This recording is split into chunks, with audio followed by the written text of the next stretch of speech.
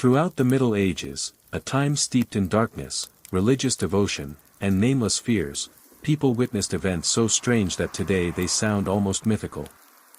Unusual signs appeared across the night sky, ghostly lights flickered over empty fields, distorted creatures sent shivers through entire villages, and countless occurrences that seemed impossible were carefully recorded by monks, warriors, and chroniclers of the era. And in this video, we will open the door of time, returning to a world where every unusual event carried meaning, where every strange light could be a divine omen, and every sound echoing through the deep forest could give birth to a legend that would last for centuries. You will hear about the 15 most bizarre phenomena ever witnessed by medieval people, and even more than that. Stories that are eerie yet captivating, unsettling yet irresistible, leaving us to wonder. Did people of that era live in a world entirely different from ours? If you are ready to step into a journey through mysteries that once made all of medieval Europe tremble, then keep watching. This will be an experience you won't be able to look away from. And from the very moment we gently open the door into that world, a world where the boundary between reality and enchantment is as fragile as a veil of mist. Our journey begins with the very things that once made medieval people tremble in fear while believing they could hear the whispers of the heavens. To the people of the Middle Ages, the sky was not merely a dark canopy stretched above their heads. It was a living scripture, a board of messages sent from the higher realm to the human world. Every change above, whether it was a strangely shaped cloud, a shifting light, or an object falling from the heavens, was viewed through the eyes of faith, fear, and reverence. In that context, unusual phenomena became heavenly omens, radiating both sacred wonder and quiet dread. Imagine living in a world without science, without concepts of genetic mutation, meteorites, or atmospheric phenomena. Every unexpected occurrence carried the weight of destiny. A calf born with 2 heads was not a biological accident. It was a sign that disaster was approaching, that war might break out, or that a king was destined to fall. And so, the records that remain for us today are not merely dry fragments of information. They are echoes of very real fears, from people who believed that every distortion of nature was a warning from forces far beyond them. In the dim monasteries, where candlelight flickered upon wooden tables, monks patiently recorded each event they believed to be a sign from God. They described misshapen creatures as though they were facing a sacred message. A sheep born without eyes became a prophecy of famine. A horse with a twisted body foretold war. With every line they wrote, they captured not just the event itself, but the tension, the unease, and the invisible fear that shaped their beliefs. Ordinary villagers were even more terrified. They had no knowledge, no explanation. One night, as the village slept, strange cries echoed from the livestock pens. When lanterns were lit, they saw a creature unlike anything they had ever known. Mothers clutched their children, trembling. The elderly muttered prayers. Young men in padded coats stood at the doorway, their gaze wavering between curiosity and fear.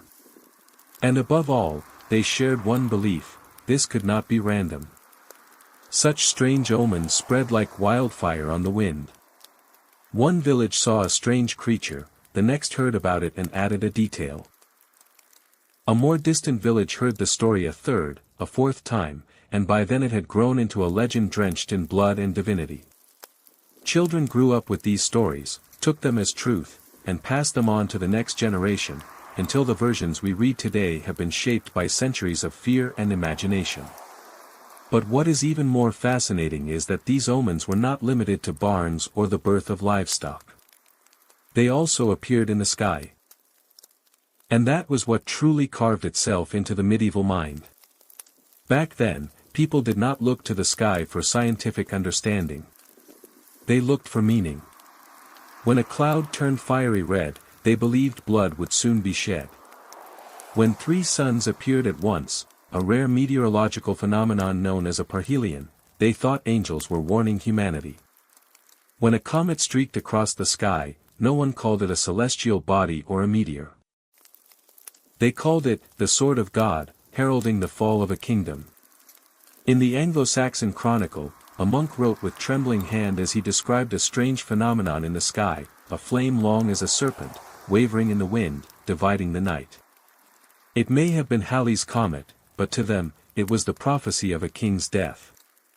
Medieval people lived with the conviction that everything had divine cause. Their fears were not like ours. It was not simply the fear of the unfamiliar. It was the fear of being judged, punished, or abandoned by the invisible power on which their very breath depended. Medieval records reveal another truth: they could not separate the unusual from the supernatural. Everything blended together. A child born with malformed feet was labeled a child of the devil. A calf with oddly patterned skin signaled famine. Even a single leaf with an unnatural shape was enough to stir the village with worries of divine anger. This tells us one thing. They lived in a world where every moment was fragile. They did not understand nature, yet they depended entirely on it. Rain, drought, disease, each held the power to destroy everything they had. And so, strange phenomena became their compass for emotion, belief, and decision-making. A peculiar omen could make a village relocate. A deformed animal could influence a king's policy. A streak of light in the sky could be enough to ignite a war. From our modern perspective, we may smile at such naivety. But had we lived in that age, where the night had no electricity, where forests sang with haunting sounds, where plague lurked outside the door, we might also have believed in heavenly omens. For sometimes, fear does not come from what we can see, but from what we cannot understand. Heavenly omens in the medieval world were a blend of faith, ignorance, and the deep loneliness of the human soul in a vast universe. They turned ordinary events into sacred signs, turned deformities into warnings, turned glimmers of light into divine presences. And these very beliefs laid the foundation for countless myths, legends, and even historic decisions. So when we read about these strange omens today, we are not merely reading about the past. We are reading about the primal fear within humanity itself, the fear of what lies beyond understanding. And this is only the beginning. For beyond these eerie signs in the sky, the medieval world still hides stranger, darker mysteries, things that even today leave us both curious and quietly shivering at the thought. And while those strange omens in the sky still echoed in the minds of medieval people, like warnings hanging quietly in the night, another type of phenomenon made them believe even more deeply that the world was not governed solely by nature, but also by invisible forces watching their every step. If deformities at birth or signs on the ground were reminders of destiny, then the mysterious lights that appeared in the night sky felt like direct calls from the supernatural. And that is where our journey now leads us, to the mystical lights and ghostly illusions that haunted medieval Europe. In an age without lamps, without scientific explanation, without concepts like methane gas or electromagnetic effects, darkness was always a second world, a world where humans did not belong. In the daytime they worked, fought, prayed. But when night fell, all activity stopped, and imagination began to speak. In that lingering space, light became something both sacred and frightening.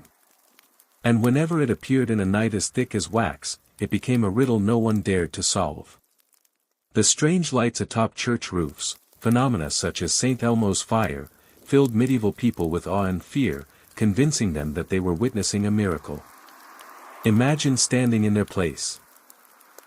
On a stormy night, wind screaming against stone walls, rain lashing at your face, the sky splitting open with lightning. And suddenly, at the peak of the church bell tower, the holiest symbol in the village, a glowing violet-blue flame appears, shimmering like fire yet producing no heat. The villagers fall to their knees, whispering prayers, convinced that an angel has left its mark upon the tower. Today, we recognize it as atmospheric electricity glowing at pointed surfaces. But to medieval eyes, it was proof that the heavens were answering them. Similarly, the will-o'-the-wisp, those flickering lights in bogs and marshes, kept entire villages awake at night. When darkness settled over still water and mist curled around the edges, a traveler might see a tiny greenish light drifting slowly, like a wandering soul. No one thought of methane igniting on its own. They thought of ghosts. Of spirits not yet at rest. Of those who had died unjustly and were still roaming the marshlands, searching for a path back to the living. Stories spread that if one followed the light, it would lead them into the water. Young people were warned, do not enter the marsh after nightfall. That light is not of this world. And so, a whole generation grew up believing that the afterlife lingered in the fields just beyond their homes. But perhaps most haunting of all were the flames seen on battlefields. Phenomena that made warriors believe the gods themselves fought beside them. Amid clashing steel, in nights thick with sweat and blood, small sparks were sometimes seen dancing along the tips of spears or arrows. In such harsh, violent environments, the medieval mind easily colored everything with emotion. Those tiny sparks became signs of divine guardianship, encouragement from the heavens, proof that their struggles carried sacred purpose. No one thought of plasma or static charge. They thought only of divine protection. Yet what is remarkable is that these lights were not viewed solely as miracles. They were also seen as warnings. Some chronicles describe lights appearing over fields without any cause, prompting villagers to fear that disease was near. When strange lights appeared near someone's home, they believed misfortune would soon strike that family. And coincidentally, in an age where illness and uncertainty were constant, such predictions often seemed true. This strengthened their belief in supernatural lights, making them even more potent and terrifying. Visual illusions also played a role in a world where science had yet to speak. In the darkness of night, with only pale moonlight brushing thatched rooftops, tired eyes easily crafted shapes where nothing existed. A patch of mist rising from a distant forest could look like a human figure. A bush trembling in the wind could resemble a lurking creature. And because belief was so strong, their minds completed the vague images into fully formed stories. Thus, light was never just light. It was a message, a reminder, a warning, a prophecy, sometimes even the embodiment of primal fear.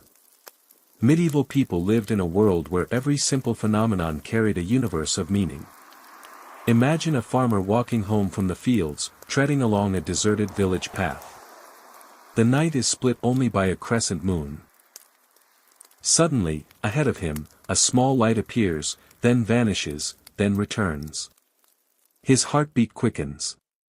He glances back and sees no one. A cold wind brushes his neck. The light seems to drift like a wandering soul. And when he finally runs, breathless, his story becomes a spark that spreads across the village, turning into legend. In such a world, it is no wonder medieval people believed that spirits were always trying to communicate with them. When a light appeared, it was never just a natural occurrence. It was the presence of someone. Of something. A force they could never fully see, yet always felt lingering near. Ignorance fed their fear. But that very fear fed their imagination, weaving countless legends, ghost stories, and prophecies that still survive in folklore today. More fascinating still is that even scholars, monks, and people of high status were not immune to such beliefs. They did not record strange lights as mere natural anomalies, they treated them as spiritual signs, divine messages. They believed light shining from a holy statue was a miracle. They saw battlefield fire as proof of heavenly intervention. All of society lived within a web of intertwined beliefs, where even the smallest light could influence the behavior of an entire community. From a modern viewpoint, these lights are simple consequences of nature. But to medieval people, they were evidence of a second world, a parallel realm existing right beside them, in every drop of mist, every gust of wind, every long night without a single lamp. Mystical lights embodied both their fears and their hopes. Some believed the lights were warnings. Others believed they were blessings. And with every story they passed down, every trembling gaze lifted toward the night sky, they unknowingly wove a great tapestry of myth that still blankets the medieval world in our imagination today. Today, we can explain every phenomenon with science. But if we pause for a moment, we might see something beautiful in their innocence. They believed in something greater than themselves. They believed the world was full of mysteries. And that belief made every phenomenon feel more alive, more frightening, and more wondrous. Because in the end, sometimes what frightens people most is not the darkness itself, but the unexpected lights shimmering within it. Those lights made them believe that something was watching them, calling to them, or trying to tell them what they could not understand. And that faint, wavering, half-real feeling, that is the very soul of the medieval age. From the stories of mystical lights that once slipped through the medieval night, we begin to realize one thing: whenever humans stand before something they cannot explain, they instinctively try to give it a meaning beyond the reach of reason. But light was only one part of a much larger picture. For when those strange glimmers faded, what remained was darkness, and it was that darkness that became the dwelling place of humanity's most primal fears. In the Middle Ages, the forest was not merely a source of timber, herbs, or game. To the people of that era, the forest was another world entirely, raw, inscrutable, filled with things that ordinary human eyes could hardly fathom. The vast European woodlands stretched endlessly, their towering canopies brushing the sky, their winding paths untouched by any traveler, haunting countless generations. Every step into the forest was a gamble, not just with wild beasts or treacherous terrain, but with the chilling legends of the spirits said to inhabit those ancient woods. Among the things that terrified villagers most were the so-called ghost woods, strange, twisted logs found deep within the forest, shaped as though molded by an invisible hand. Many legends claimed they were the physical remnants of wandering souls who died in the forest, cursed to remain trapped within the wood. Some regions even believed that ghost woods could emit sounds at night, whispering with the voices of those who had never found peace. Today, we might explain such phenomena with science, the deformation of trees caused by disease or environmental forces, but to medieval people, ghost woods were tangible proof that the forest was not simply a natural place, but the refuge of unseen powers. And the most frightening part was this: those powers were anything but gentle. Alongside these fears, the legend of the wild man blurred the line between human and monster more than ever before. The wild man, according to old manuscripts, was a towering, fur-covered being living untamed in the mountains and forests. It could not speak like humans, yet possessed a strange and cunning intelligence. Some tales claimed these beings were once human, cursed individuals or fugitives from society, who gradually became feral, losing all traces of humanity. Other legends described them as a species older than mankind itself, as ancient and enigmatic as the forests they inhabited. People of the time believed that encountering a wild man was an omen of misfortune, either a catastrophe was near, or the person who saw it would never return. Through these descriptions, we see something very clear. The fear did not come from the wild man's appearance alone, but from the unsettling sense that something almost human, but not quite human, was watching from the darkness. These stories reflect the deeper psychology of medieval people, their bewilderment before an untamed natural world, and their unease toward everything that lay beyond their understanding. When night fell and the faint light vanished, every sound from the forest became a warning. The snap of a branch, the wind rustling through the leaves, any of these could be the sign of some creature waiting in the shadows. But the most terrifying thing of all was not ghost woods or wild men. What truly horrified medieval people was the fear of darkness itself. It was a primordial fear, one that dated back to the time when humans lived in caves. In darkness, the limits of perception dissolve. The boundary between reality and illusion becomes so thin that even the smallest sound can turn into the whisper of a demon. During the Middle Ages, when artificial light was nearly non-existent, the night was its own kingdom, stripping people of their sense of control. Unable to see, unaware of what surrounded them, and incapable of predicting danger, these three conditions made them believe that darkness was the true enemy. And within that enemy, their imaginations conjured the most terrifying shapes imaginable. Thus, stories of ghost woods and wild men were not the products of blind superstition, they were the crystallization of a collective anxiety toward the night. The strange things hidden in the forest became proof that darkness harbored invisible threats, threats ready to emerge at any moment and swallow anyone foolish enough to trespass into their domain. Looking back, we can see that these legends were not simply tales invented to frighten children. They were essential fragments of how people made sense of their world. When science had yet to develop, when maps were incomplete, and when knowledge of nature was based solely on instinctive observation, folklore was the only system of understanding they had.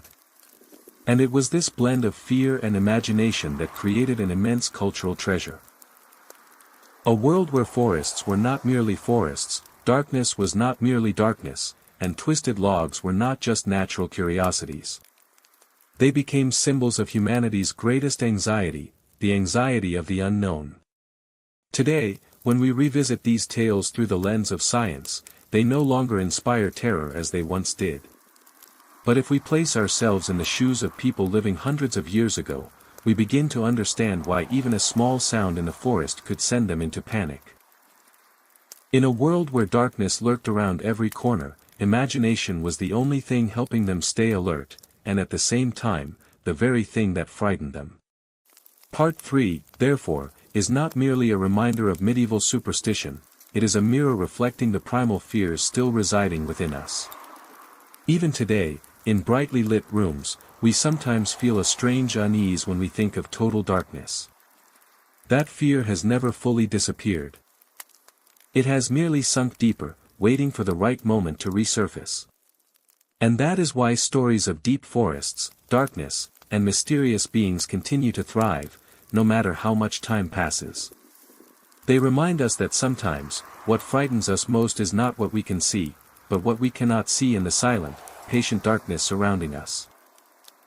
As we delve deeper into the tales of dark forests, of ghostly wood, and of creatures half human, half beast, we begin to sense the harshness of the medieval world, a time when people feared not only nature, but also the limits of their own existence.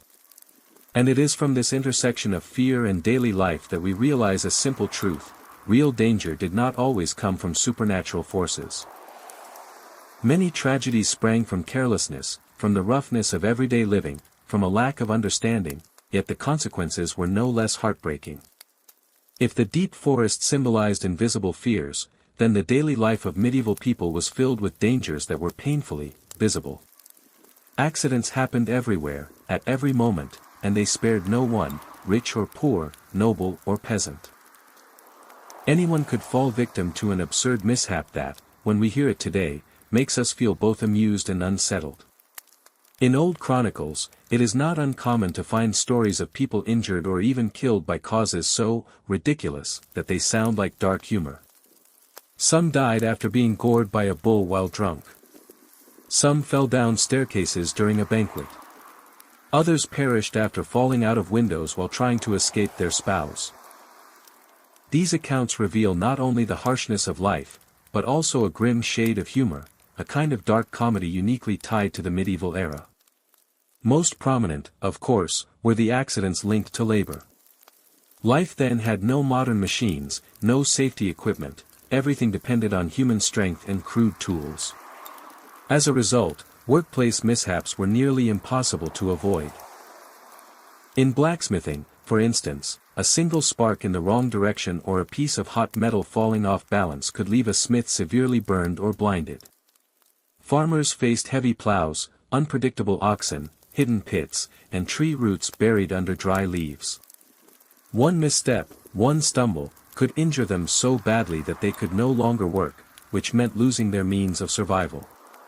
Even nobles, despite having better protection, were not exempt from danger.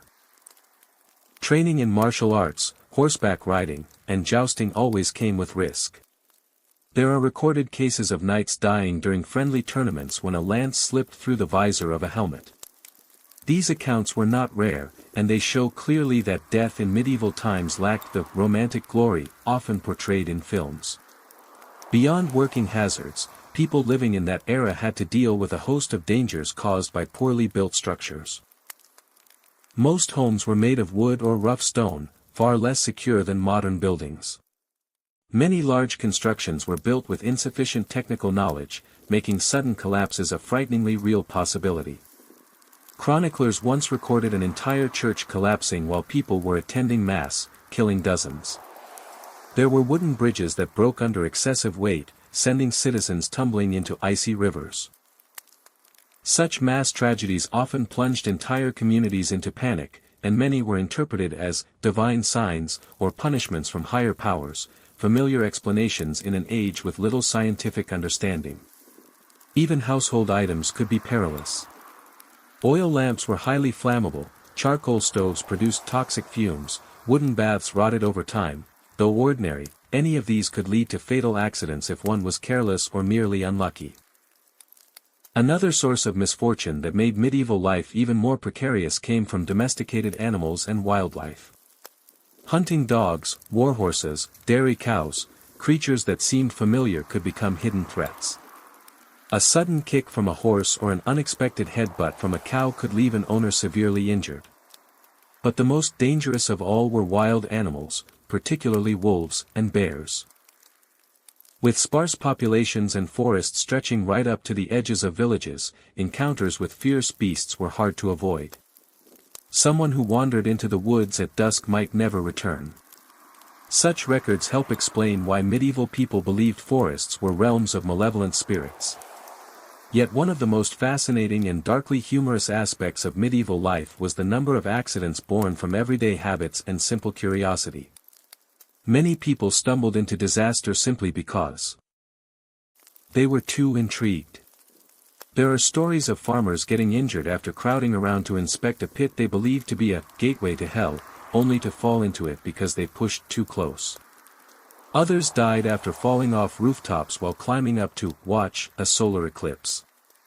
Their lack of knowledge about nature led them to take reckless actions without realizing the dangers involved. Alcohol, too, played its part in creating countless absurd accidents. From drowning in rivers, to falling into wells, to tumbling from balconies, many drunken deaths from that era leave us shaking our heads today.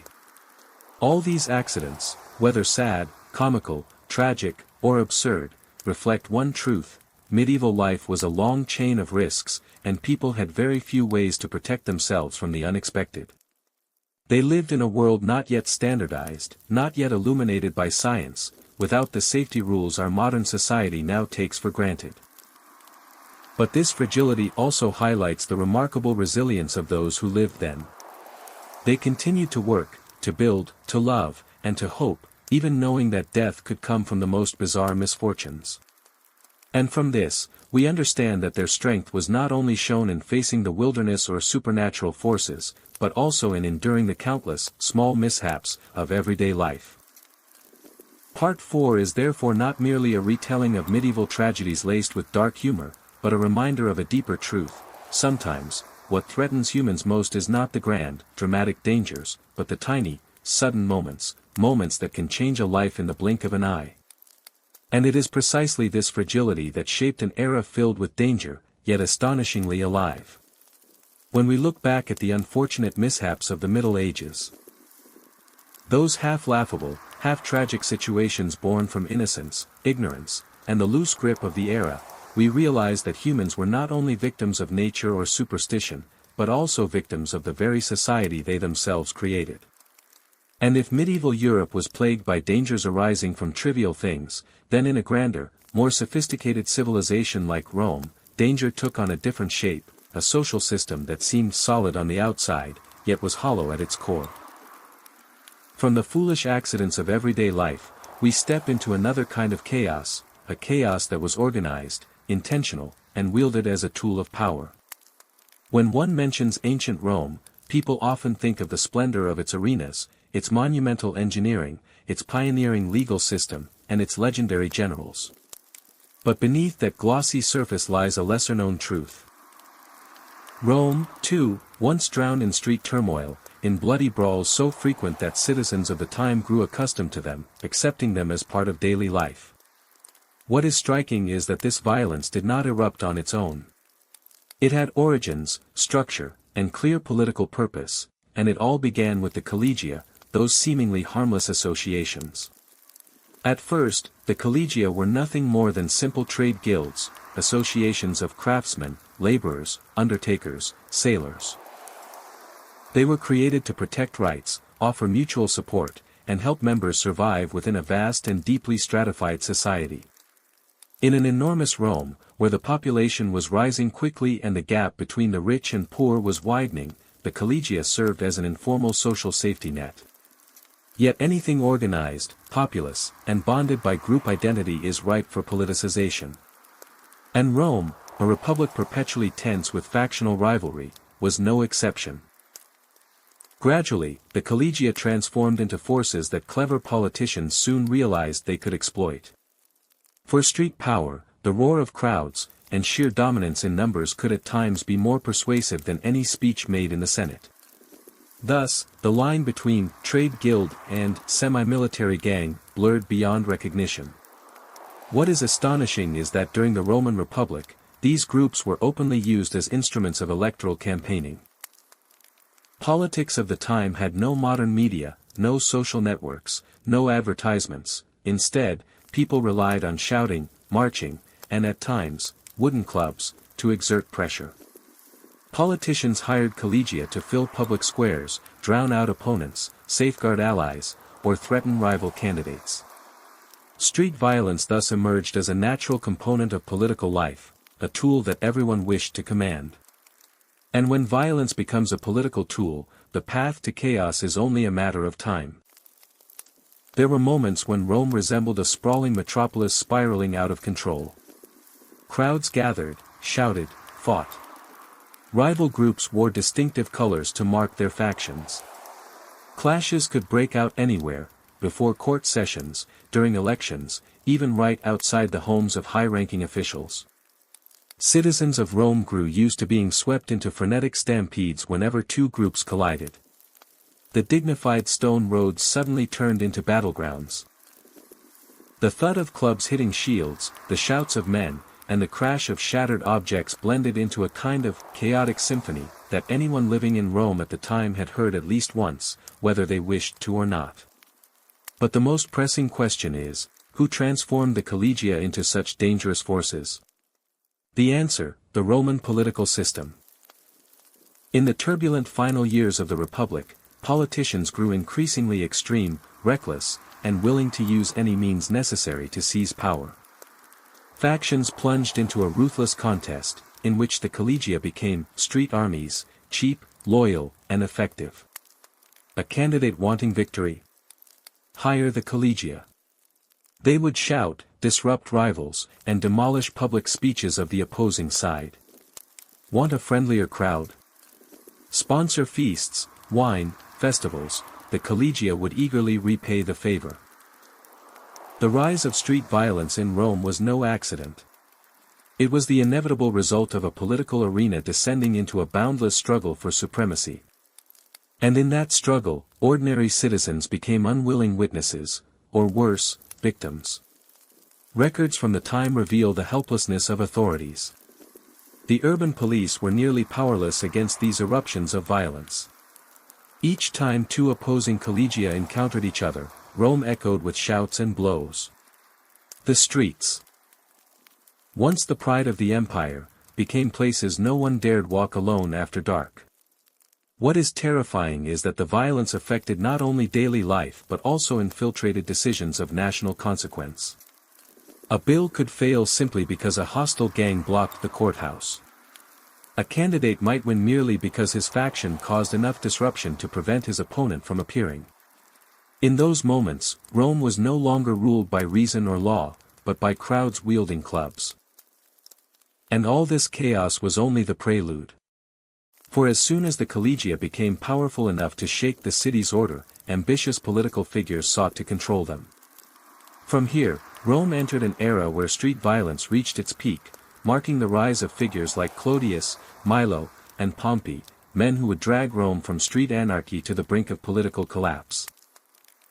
But before the story shifts to them, we must acknowledge that street violence in Rome was not merely the product of a few individuals, it was the consequence of an entire political system on the verge of breakdown. It was born from greed, division, and an unrestrained race for power, and once ignited, it spread like a wildfire consuming everything in its path. Therefore, Part 5 not only recounts the origins of Rome's street brawls, but also lays the groundwork for the chain of events that would reshape Rome, from the death of Clodius and the rise of Milo to Pompey's emergence as a savior, paving the way for the Republic's end.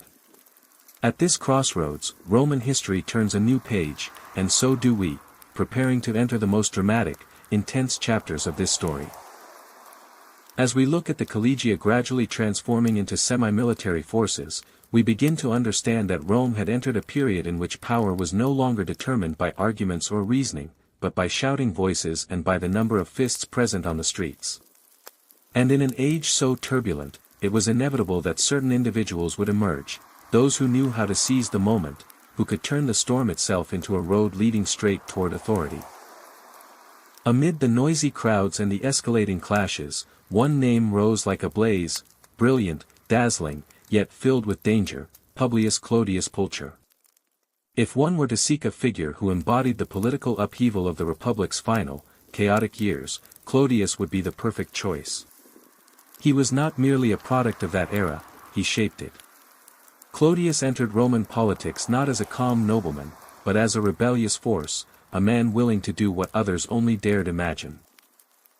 Born into the prestigious Claudius family, Clodius could have chosen the conventional political path, cautious, moderate, climbing each rung of the hierarchy in proper aristocratic fashion. But he did not. Clodius wanted power immediately.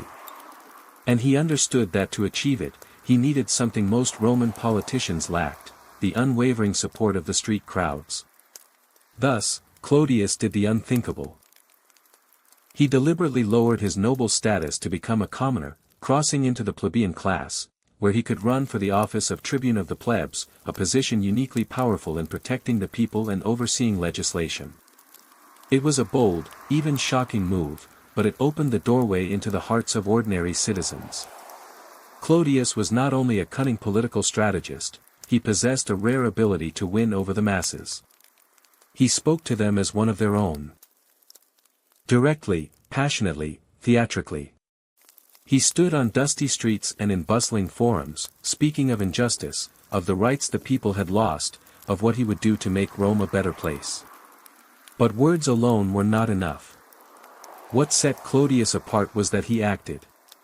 The moment he gained authority, Clodius began reshaping legal structures, both to legitimize his power and to leave a lasting mark on society.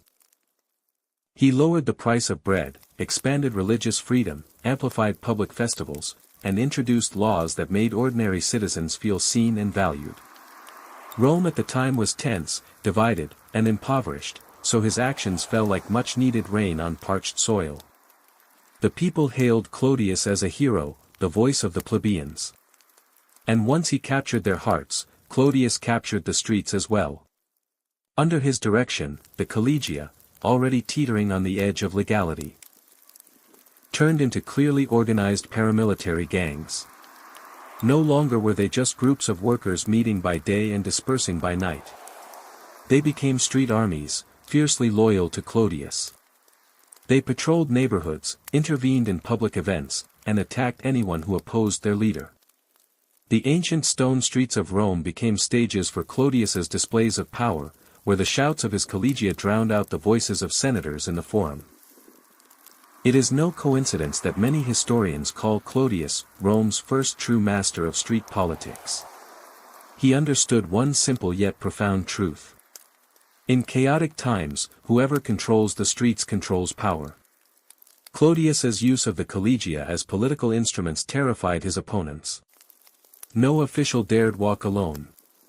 No speech was delivered without a protective force. No festival took place without the looming presence of his gangs. And at the center of it all, Clodius stood as the orchestrator of the entire spectacle. Yet what made him a two-sided figure in Roman political history was not merely the violence, but the inner contradiction within him. For despite his extreme methods, he genuinely accomplished many positive reforms for the common people. He reduced food prices, expanded citizenship rights, and pushed for welfare-oriented changes. The people loved him fiercely, almost blindly. But the aristocracy viewed him as a destroyer of order. To them, Clodius was nothing less than an emerging dictator born from the very heart of the streets.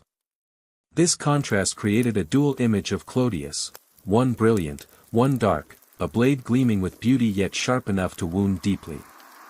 But every power built on violence eventually finds its counterbalance. And Clodius's counterbalance was Milo, a figure no less dangerous, who built his own street forces to rival Clodius's. The deeper the conflict between them grew, the more chaotic Rome became. Their clashes were no longer accidents but regular occurrences. Major roads like the Via Sacra and the Via Appia turned into battlegrounds. In such a landscape, Clodius was no longer satisfied with merely controlling the crowds. He began expanding his influence, striking at those he saw as enemies. The home of Cicero, a famous statesman, was burned down by his order. His opponents were assaulted openly. Rome trembled at the mention of Clodius's name whenever he appeared. No one could deny his talents, his organizational genius, sharp rhetoric, political vision, and daring spirit. But no one could deny that he was also the one who pushed Rome to the brink of street civil war. Was Clodius a genius, or a criminal overlord? Perhaps he was both, and it was this very combination that made him utterly unique. Clodius's story ended in violence, just as he had lived. A fateful encounter on the Appian Way between his gang and Milo's forces. A moment of turmoil. And Clodius fell by the roadside, ending the life of the man who had shaken Rome to its core. His death sent shockwaves through the city. The people rioted. The Senate panicked. Rome was engulfed in smoke and flames, as though the city itself mourned him or punished itself for ever allowing him to rise. But the most significant thing was not his death, it was the legacy he left behind. A Rome that no longer trusted its laws. A political system where the street spoke louder than the Senate. A republic sliding deeper into the shadows of violence and authoritarianism. And from the very place where Clodius fell, another figure would rise, Pompey, granted extraordinary powers to restore order, yet inadvertently paving the way for the collapse of the Roman Republic. We now stand on the threshold of the most intense phase of this story. Where violence ceases to be merely a tool and becomes the fate of an entire empire. From the tale of Clodius, a man who lived with one face in the glow of politics and another in the shadows of crime, we begin to see that Rome in those days was like a vast arena where power never stayed still. Every step Clodius took, every scheme he wove, carried countless consequences, opening the way to a time when the streets were no longer merely paths for ordinary people, but battlegrounds for bloodthirsty factions. And as Clodius built a power of his own, the fate of Rome inadvertently slipped into a violent turn. For wherever there is someone who seeks to rule through fear, there will always be another willing to rise against it with equal cruelty. And that was when Milo stepped onto this age of history.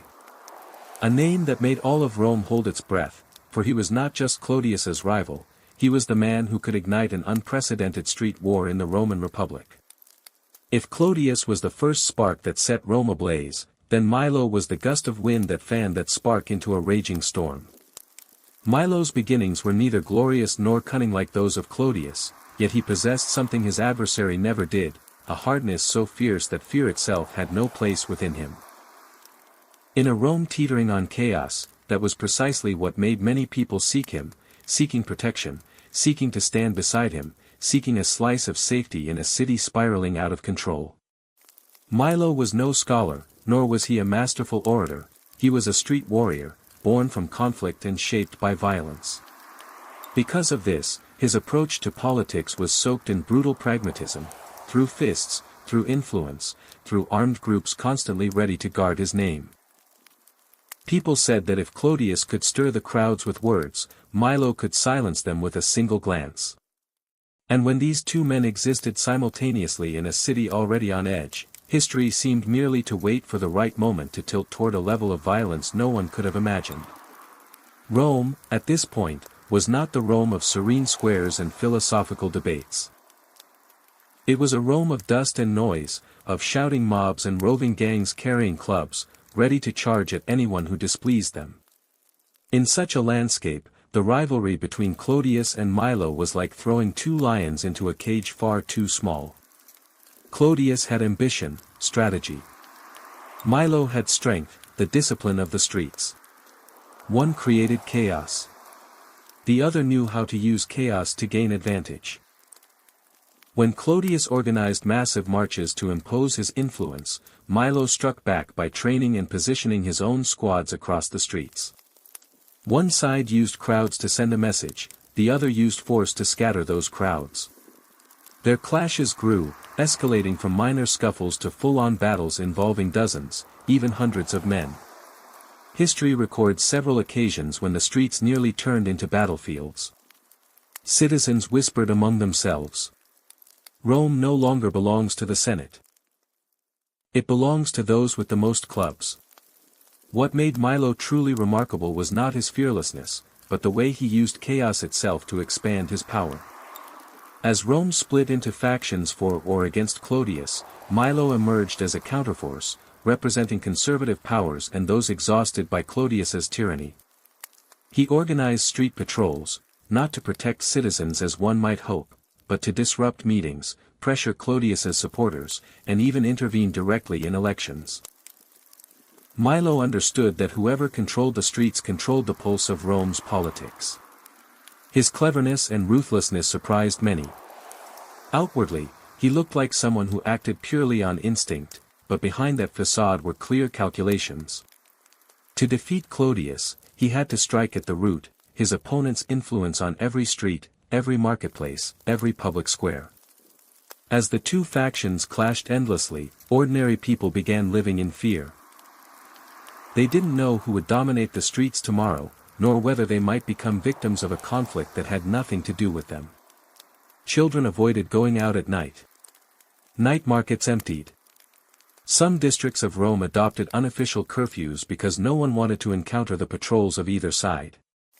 But the most terrifying thing was the silence between conflicts. Rome would sometimes grow eerily calm, like the still surface of a lake before a storm. The citizens could feel, without words, without evidence, that something larger, more brutal, was looming. The rivalry between Clodius and Milo inevitably marched toward its greatest eruption. Those who lived in that era recalled that the hatred between the two factions had reached a point where only a single spark was enough to burn the entire city. And that spark was the fateful encounter on the Appian Way, a clash later deemed a historical turning point that forever shifted Rome's balance of power. The meeting was accidental, but in history, it is often the accidental moments that hold the power to overturn an entire age. What is intriguing is that throughout all this, Milo never saw himself as a destroyer.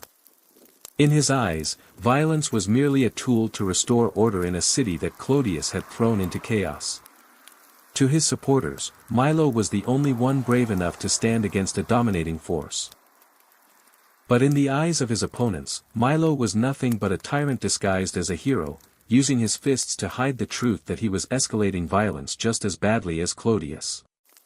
History is never simple when it speaks of good and evil. And the story of Milo and Clodius is the clearest proof of that. Sometimes what makes someone a hero or a villain does not lie in their actions, but in the perspective of the one telling the story. Their struggle was more than a personal rivalry. It was a miniature portrait of a Rome in crisis. Every punch, every clash, every night of violence signaled that the Great Republic was losing its grip on itself. And when Rome weakened, larger, more dangerous forces would soon rise to fill the void. We are approaching the moment when Rome shatters like a long-cracked vase. But before the empire collapses, figures like Milo and Clodius stand as the warning bells of the storm to come. From the fiery clash between Milo and Clodius, Rome seemed to be standing on a broken bridge, one strong gust of wind away from total collapse. The city was no longer the solid center of power it once had been, it had become a land filled with cries, chaos, and fear spreading like flames, burning away every last belief in order. The people longed for a firm hand, for a strength great enough to extinguish the turmoil created by the two factions.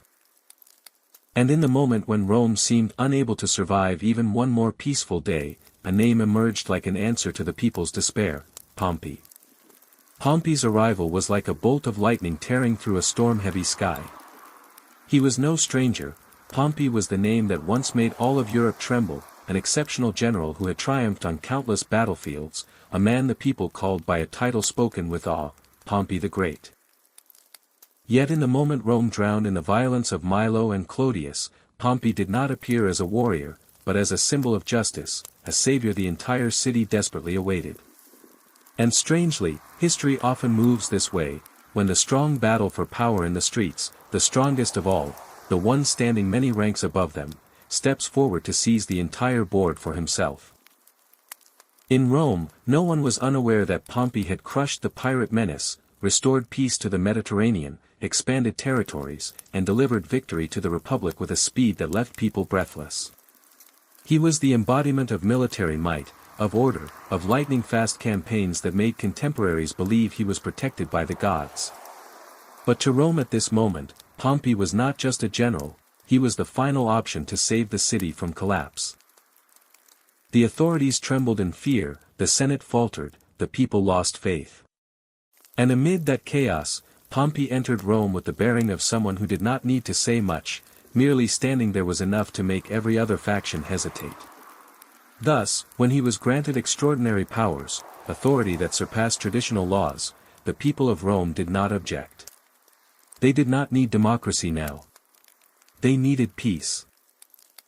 The Roman Senate, always wary of concentrated power, had no choice but to gamble. Milo and Clodius had shattered the already fragile political structure. Any riot could turn into a massacre.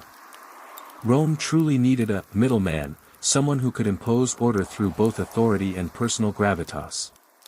Pompey was the perfect choice, or at least, they believed so. He had the reputation that made factions cautious. He had an army utterly loyal to him. He had the respect of the people. But the price of granting too much power to one man is never cheap. History has shown time and time again, once authority gathers into the hands of a single person, Rome changes, forever. The Senate believed they were granting temporary power. But Pompey was not the type to let go easily of anything once he'd held it, even for a moment.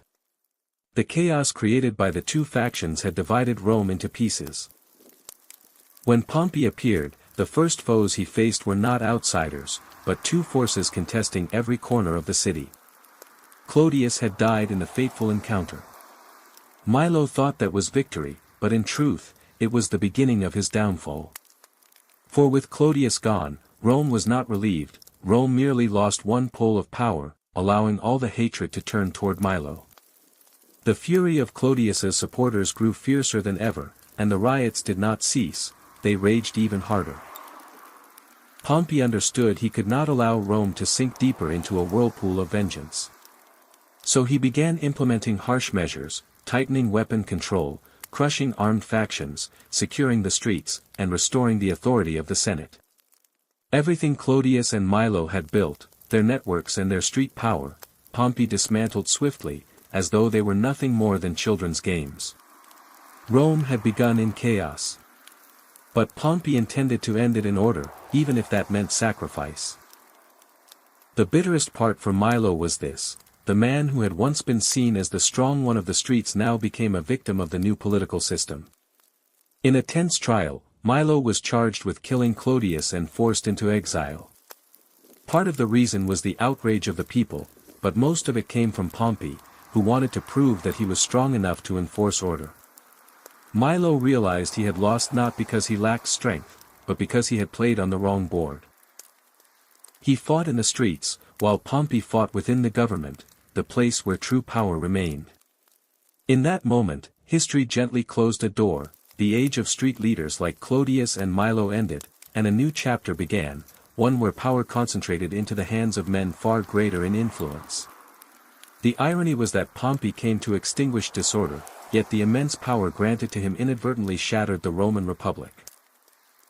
When people saw that a strong individual could restore order, they began to believe in centralized leadership. When the Senate failed, they saw Pompey as the lone lifeline that could save Rome from destruction. This worship became fertile soil for others, men even more ambitious than Pompey, more cunning than Pompey, and willing to go much farther than Pompey, to rise. Pompey did not know that his reforms laid the first stone for the creation of a mighty new structure. The Roman Empire, under the iron hand of successors like Caesar and Augustus. Pompey was not a dictator. He did not dream of a throne nor seek the title of emperor. Yet history is often cruelly ironic. The man who did not desire absolute power was the one who showed the world that a single individual could wield it. Pompey's appearance marked an irreversible turning point. Rome would never return to its old republican form. The values, laws, and traditions once considered foundational began to tremble, all because of one decision, to place total authority in the hands of one man. And though Pompey saved Rome from the flames of the Milo-Clodius conflict, he also opened the path to a greater storm, a storm of civil wars, of Caesar's ambitions, of the rise of emperors. In the eyes of the people of his time, Pompey was a hero. He appeared at the exact moment Rome needed him most, bringing peace and quelling long-lasting chaos. But history does not judge by moments of applause. It looks to the long-term consequences, and there, Pompey becomes the figure who paved the way for the end of the ancient world's oldest republic. To be fair, without Pompey, Rome might have collapsed into chaos. But because of Pompey, Rome stepped onto the road that led to imperial dictatorship. One man, two destinies, Savior. And the one who opened the way to the end. As the story of Pompey comes to a close, we find ourselves stepping away from the heavy stone walls of ancient Rome. History, like a river that never ceases to flow, carries us gently out of the old world of Europe and brings us to another land entirely. A place where red desert dust clings to horse hooves, where prairie winds howl through jagged canyons, and where people do not fight for power with swords and spears, but carve their path with sheer speed. A new era, a new world, and a new extraordinary journey begin, the Pony Express. When speaking of the 19th century American West, most people picture cowboys, dusty frontier towns, and gunfights at lonely crossroads. But perhaps few truly know that within that era existed one of the boldest achievements in the history of transportation, the Pony Express, a mail network so fast that even today, looking back, people can't help but marvel. It didn't last long, just 18 short months. But in those 18 months, the Pony Express became a symbol of courage, daring, and the pioneering spirit of America. And its story is not one of cold statistics. It is the pounding of hooves against the earth in the darkness, the ragged breath of teenage riders barely past childhood, and the longing to connect two halves of a nation with a speed that defied the imagination of its time. In the early 1860s, America was vast but fragmented. From Missouri to California was more than 3,000 kilometers, across treacherous mountains, scorching deserts, and regions torn by conflict between Americans and native tribes. News traveled by steamship around South America or by slow stagecoaches. A single letter could take an entire month to arrive. But America could not afford to wait. War, expansion, migration, all demanded faster, more urgent communication. And so, two bold businessmen, Russell and Majors, proposed an idea that many dismissed as pure madness, a mail delivery network on horseback, running non-stop, crossing the dangerous western frontier. While the nation was still skeptical, the Pony Express was built in less than 3 months. A speed of infrastructure building that even the modern world would struggle to match. Along the 3,000-kilometer route, more than 150 relay stations were set up, each about 15 to 30 kilometers apart, just enough for a horse to run at full speed before exhaustion.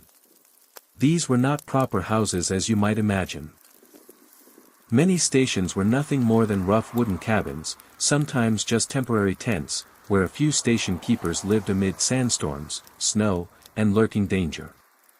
Yet these humble outposts became the heartbeat of the entire system, where horses were swapped, mail was passed on, and the young riders caught a breath before plunging back into the night.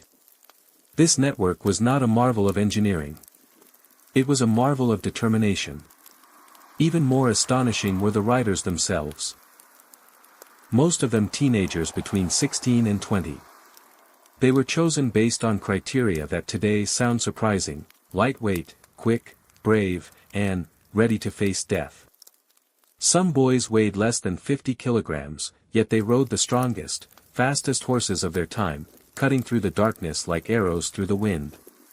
On their journeys, they could encounter anything: blinding mountain snowstorms, the scorching heat of the Utah desert, ambushes from native tribes, especially during the Paiute War, wild animals waiting in the shadows, and even the breakdown of their own bodies. On the trail, they carried only light weapons, a few bullets, a small water flask, and a mail pouch that was never allowed to leave their side. Speed was everything. Slowing down meant failure, and sometimes meant death. Some stories tell of riders who rode non-stop for 10 hours, changing horses 8 to 10 times in a single night. Under a sky full of stars, they were not just messengers, they were the living symbols of an America that refused to bow to nature. To traverse the entire route from Missouri to California, Pony Express mail took only about 10 days, a miracle in an era without electricity, without transcontinental railroads, and without any motorized transport. On that journey, snowstorms could turn mountains into white labyrinths. Deserts could swallow the path whole. Rivers in flood could sweep away entire stations. But the Pony Express pressed on through everything, as if born to challenge every limit. That was what made the Pony Express a legend, not just of speed, but of adventure, conquest of the natural world, and the unyielding spirit of the American West. No story of the Pony Express is complete without the conflict with the Paiute people, a war that erupted in 1860. When stations were attacked, riders killed or missing, the Pony Express stood on the brink of collapse. But what made the system extraordinary was this: it did not stop. The young riders continued to ride, knowing every mile could be their last. Destroyed stations were rebuilt. Lost horses were replaced. And though the company suffered heavy losses, they kept their promise to the nation: the mail must arrive on time, no matter how the world changed. That was the spirit of the West. A spirit that today is remembered with pride. But no legend can stand against the march of technology. When the transcontinental telegraph line was completed, messages could travel from the East Coast to the West Coast in mere seconds. Compared to that, even the fastest horse became obsolete. The Pony Express shut down just 2 days after the telegraph opened. There were no celebrations, no fireworks, no drums. It slipped out of history as quietly as it once sliced through the night. Yet strangely, that very brevity made it immortal. Today, the Pony Express is remembered not merely as a mail system, but as a symbol of the courage of young men who faced danger head-on, the boldness of a nation expanding its frontier, the desire to connect lands far apart, the belief that humans can always push beyond their limits. Stories of ponies dashing through storms, of young riders falling but never letting go of their mail pouch, of lonely stations standing in the wilderness. All became inseparable parts of the great myth of the American West. While empires like Rome lasted for centuries, the Pony Express lived for less than 2 years. But sometimes, value lies not in the length of time, but in the mark it leaves behind. And that mark, speed, bravery, and the spirit of exploration, still echoes in America even today. Because in the end, the Pony Express was never just a story about the fastest mail delivery. It was the story of people who dared to dream big and ran at full gallop to make those dreams real. As we close the chapter of the Pony Express, a journey steeped in sweat, dust, danger, and the quiet glow of courage, we begin to understand that not every great system is sustained by human strength or reckless bravery. There are moments in history when the world chooses a different path, lighter, faster, and colder. A path that the endurance of a horse's legs could no longer compete with. And that was the moment when technology stepped forward, seized control, and redefined the very speed at which the world moved. From here, we enter the next chapter, a place where the Pony Express is no longer a legend of tomorrow, but a relic of yesterday. Looking back at the short golden age of the Pony Express, it is almost unbelievable that a system once capable of astonishing the entire nation, a transcontinental mail network so impossibly fast in 1860, could collapse in less than 2 years. But that is the ruthless nature of progress. It waits for no one, clings to no achievement, and shows no mercy to what has become obsolete. The Pony Express did not fail because it was weak, but because the world grew stronger. It did not vanish because its riders lacked courage, but because wire ran faster than hooves.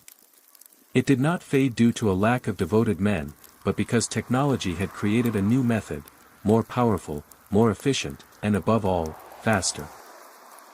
In October of 1861, when the transcontinental telegraph line was completed, everything changed in an instant.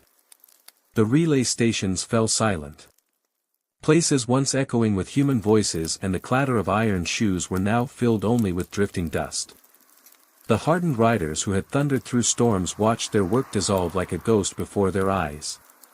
They had once been the symbols of speed, the internet of the 19th century. Yet with a single metal wire stretching from Omaha to Sacramento, they were surpassed entirely. Imagine this. A letter from the East Coast to the West once required 10 days under the care of the Pony Express. Suddenly, that very same message needed only a few minutes.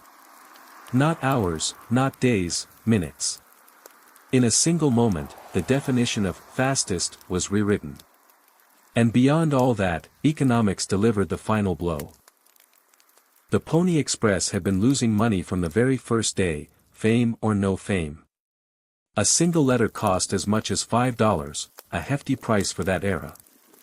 The telegraph, by comparison, was nearly free. Investors no longer had any reason to support a system that burned through money with every sunrise. And so, on October 26, 1861, the Pony Express officially ceased operations. No grand ceremony, no drums, no triumphant declaration. Just a quiet line of text: service discontinued. But for those who had lived their lives for it, the loss was far greater than the silence suggested. Yet interestingly, the Pony Express did not die in failure. It died in victory, in the victory of the very spirit it embodied. The spirit of conquest. The spirit of forward motion.